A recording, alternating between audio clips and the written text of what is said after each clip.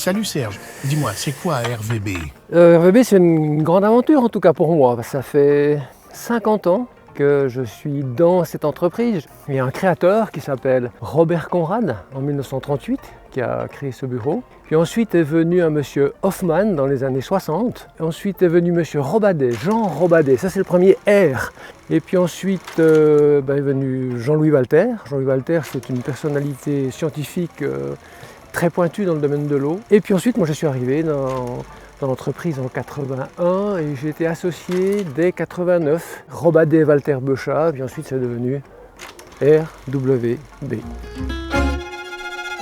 En 85 ans d'histoire, quels ont été les projets les plus importants? Ouh là là, il y en a beaucoup, des projets importants. Je dirais que les premiers projets originaux que nous avons faits chez RVB, ce sont des projets de traversée de localité de manière assez originale. On a aménagé dans les années 90 la traversée de Cornotte, c'est 4 km de traversée. Et il y a eu bien entendu des projets remarquables dans le domaine de l'eau potable. On a travaillé en Russie, en Lettonie, où leur eau malheureusement était dans une situation très délicate et il a fallu développer des prototypes de traitement. Et RVB a développé des activités ensuite dans les années 2000, non seulement dans le domaine de l'eau, mais dans le domaine de l'environnement, dans le domaine des énergies renouvelables, la géologie, la géotechnique, etc.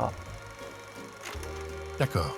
Et quels sont les grands défis d'un bureau d'ingénieur? Les grands défis de demain sont évidemment environnementaux. Donc nous devons avoir des ingénieurs de haut niveau qui peuvent proposer des solutions adaptées aux attentes de la société d'aujourd'hui et de demain. Mais la problématique majeure, je dirais que ce sera de pouvoir permettre d'avoir des conditions qui font que chaque employé se sente appuyé, écouté, soutenu.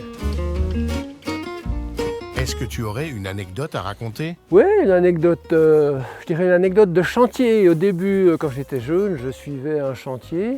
Lorsqu'il a fallu mettre en service une station de pompage, les tuyaux de pompage donc évidemment étaient raccordés depuis la station de pompage jusque dans le réservoir. On a mis en marche les pompes, on est allé au réservoir pour voir l'eau qui arrivait dans le réservoir, mais il n'y avait pas d'eau. Bon, il faut attendre un petit peu le temps que les tuyaux se remplissent. Et tout à coup, sur un candélabre, un jet d'eau extraordinaire.